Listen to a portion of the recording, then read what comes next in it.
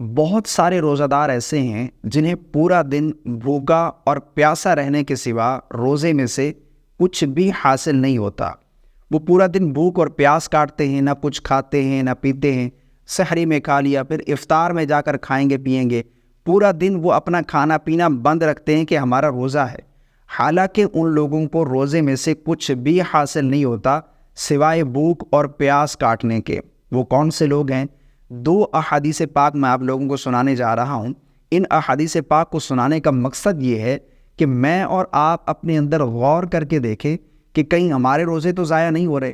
آپ جانتے ہیں کہ روزے کی فضیلت کیا ہے، روزے کا اجر و ثواب کتنا ہے۔ آپ اس چیز سے اندازہ لگائیں کہ اللہ فرماتا ہے کہ روزہ میرے لیے ہے اور اس کا بدلہ میں خود ہوں، اس کی جزا میں خود ہوں۔ روزہ میرے لیے ہے اور اس کا بدلہ میں خود ہوں۔ اور اسی طرح رمضان کے ایک روزے کی فضیلت، ایک روزے کا اجر و ثواب، اس چیز سے اندازہ لگائیں۔ حدیث پاک کا مفہوم ہے کہ رمضان کا ایک روزہ، بعد میں پوری زندگی اگر روزے رکھو، اس ایک روزے کا، رمضان کے ایک روزے کا وہ روزے مقابلہ نہیں کر سکتے۔ اتنا زیادہ اجر و ثواب ہے ان روزوں کی، اتنی زیادہ فضیلت ہے، تو ان روزوں کو آپ ضائع بالکل نہ کریں۔ آئیے دو احادیث پاک میں آپ لوگوں کے سامنے بیان کرتا ہوں۔ ابن ماجہ کے اندر روایت موجود ہے، حضرت ابو ہریرہ رضی اللہ تعالی عنہ سے روایت ہے، رسول اللہ صلی اللہ علیہ وسلم نے فرمایا، بعض روزے داروں کو روزے سے بھوک کے سوا کچھ نہیں ملتا، اور بعض قیام کرنے والوں کو قیام سے بیداری کے سوا کچھ نہیں ملتا۔ بعض روزہ دار ایسے ہیں جنہیں بھوک کے سوا روزے میں سے کچھ حاصل ہی نہیں ہوتا، کچھ ملتا ہی نہیں ہے، اور بعض قیام کرنے والے ہیں جو رات کو قیام کرتے ہیں، نماز پڑھتے ہیں، جاگتے ہیں، قیام کرتے ہیں، انہیں سوائے بیداری کے، جاگنے کے، قیام میں سے کچھ ملتا ہی نہیں ہے۔ اب اس حدیث پاک کو سمجھنے کے لیے ایک دوسری حدیث میں آپ لوگوں کو سنواتا ہوں۔ بخاری کے اندر حدیث موجود ہے، رسول اللہ صلی اللہ علیہ وسلم نے ارشاد فرمایا، اگر کوئی شخص جھوٹ بولنا اور دغا بازی کرنا روزہ رکھ کر بھی نہ چھوڑے تو اللہ تعالیٰ کو اس کی کوئی ضرورت نہیں، وہ اپنا کھانا پینا چھوڑ دے۔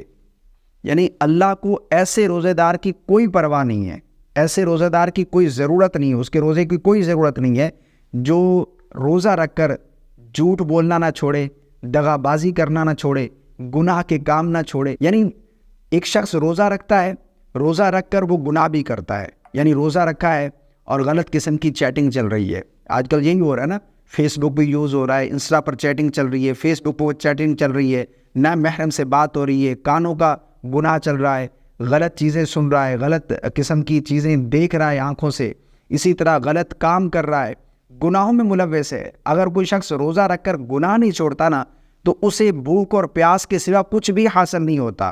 روزے پر جو فضیلت ہے، جو اجر و ثواب ہے، وہ اس شخص کو حاصل نہیں ہوتی۔ تو اس لیے اپنے روزوں کو بچائیں، روزہ رکھ کر ہر اس ناجائز اور حرام کام سے بچے کہ جس سے روزے پر اثر ہو، روزے کی جو نورانیت ہے وہ ضائع ہو، روزے پر جو اجر و ثواب ہے وہ ضائع ہو۔ ان تمام چیزوں سے ہمیں بچنا چاہیے، ٹھیک ہے نا؟ تو یہ چیز ہے کہ روزہ رکھ کر ہمیں گناہوں سے بچنا ہے۔ اللہ تعالی ہم سب کو بچنے کی توفیق عطا فرمائے، اور صحیح معنی میں روزہ رکھ کر اور اس کو نبھانے کی اللہ ہمیں توفیق عطا فرمائے۔ اور اللہ رب العالمین سے دعا کرتے ہیں کہ اللہ رب العالمین اس ماہ مبارک کے روزوں کو اپنی بارگاہ میں قبول و منظور فرمائے۔ مجھے اپنی خاص دعاؤں میں یاد رکھیے گا۔ السلام علیکم ورحمۃ اللہ۔